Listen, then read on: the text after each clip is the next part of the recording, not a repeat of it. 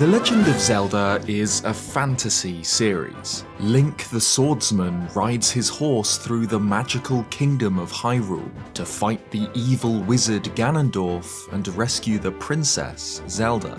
With Tears of the Kingdom now close to 2 years old, we're firmly in the territory of speculating on what direction the Zelda series will take next. And interestingly, there's been quite a bit of discussion amongst fans on the topic of a sci-fi Zelda game.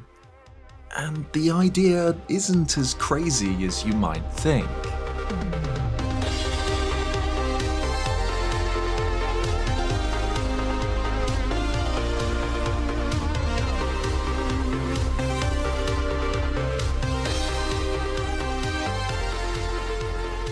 To begin, I should clarify what I mean by a sci-fi Zelda. Because, to be honest, I've always found the distinction between sci-fi and fantasy to be quite arbitrary.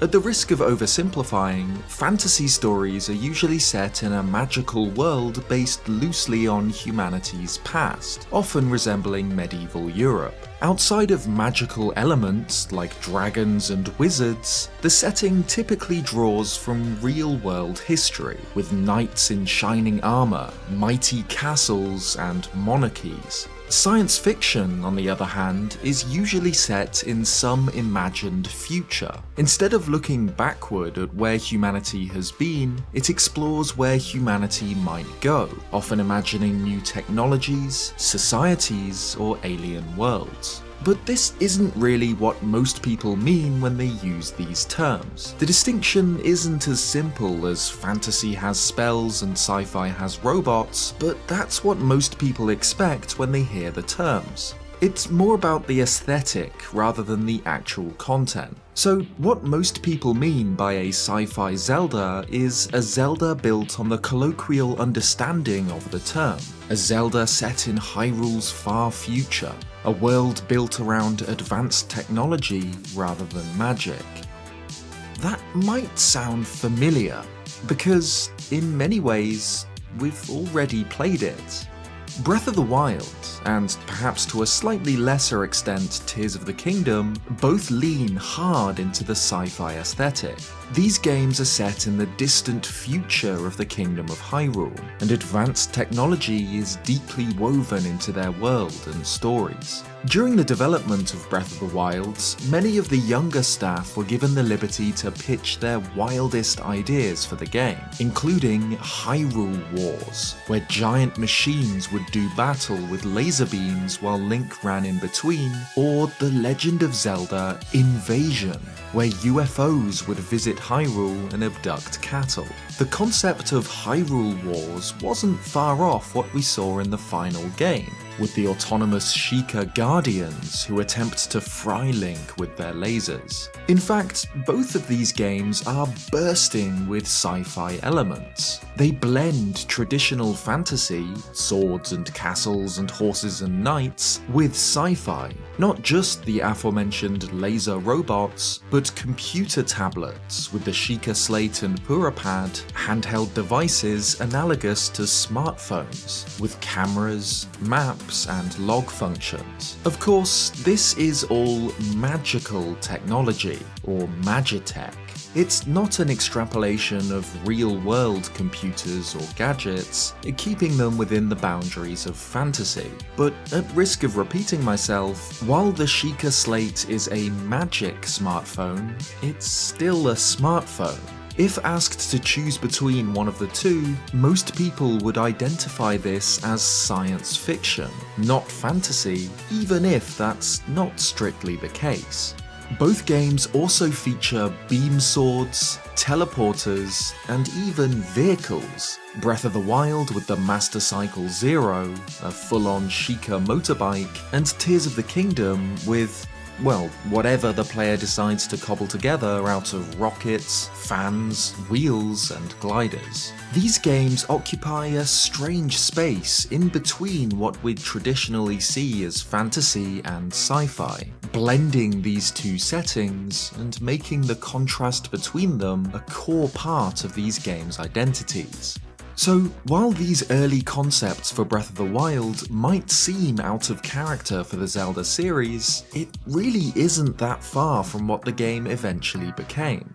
And while the UFO ideas never materialized in the final version of Breath of the Wild, even this wouldn't be breaking new ground for the series. Majora's Mask of course features a full-on alien invasion at Romani Ranch. Romani herself warns Link that, on the first night, they will arrive and attempt to steal the cows, and asks him if he would help her to stop them. And she's right. At 2 AM on the first night, strange creatures appear from a ball of light and glide towards the barn. Link can either stop them with his bow, saving Romani Ranch and allowing him to progress with the quests there, or fail to do so, in which case the cows are abducted and Romani's mind is wiped, leaving her dazed and confused for the second and third days. Majora's Mask's developers have said that this quest was inspired by unsettling rumours of cattle mutilation around the time they were working on the game, a phenomenon often attributed to visitors from another world. And the aliens themselves were designed after the Flatwoods Monster, a famous close encounter of the third kind in West Virginia in 1952. The truth is that Zelda games have had sci-fi elements baked into their DNA since the very beginning. In fact, the original game was once planned to feature a time-traveling hero who would visit both the past and the future, thereby becoming the link between the two eras. And in this original concept, the fragments of the Triforce Link collects in each dungeon were electronic chips. This idea of a much more futuristic setting was revisited during the development of the third game in the series, A Link to the Past. Hyrule Historia contains concept artwork of Princess Zelda wearing what the book describes as a sci-fi themed costume. Of course, like Zelda's 1 and 2, A Link to the Past is planted very firmly in traditional fantasy. It's swords and sorcery, not guns and computers. However, ever since, sci-fi elements have appeared as a constant theme in the series. Whether that's Majora's Mask's Goat or Great Bay Temple, the Wind Waker's Tower of the Gods, Twilight Princess's City in the Sky or Temple of Time, or Skyward Sword's ancient Lanayru, complete with factories, lasers, and mining robots. While Breath of the Wild and Tears of the Kingdom are definitely the most sci-fi heavy Zelda games, they're just the latest in a trend of increasingly technological adventures. So this brings me back to my original point. It isn't crazy to imagine that the Zelda series could fully commit to this idea, and give us a game set in a futuristic, advanced world. As long as it's built around the things that make it a Zelda game, I don't see any reason that a sci-fi Zelda couldn't work. The aesthetic, whether it's blasters rather than bows, matters less than the core themes of the series. Courage, adventure, mystery, the things that make Zelda, Zelda. Like I said, 3D Zelda is trending in this direction. The Wind Waker has an entire dungeon themed on ancient technology, Twilight Princess has multiple, Skyward Sword has an entire lost civilization of robots, Breath of the Wild has the ancient Sheikah, and Tears of the Kingdom the Sheikah and the Zonai.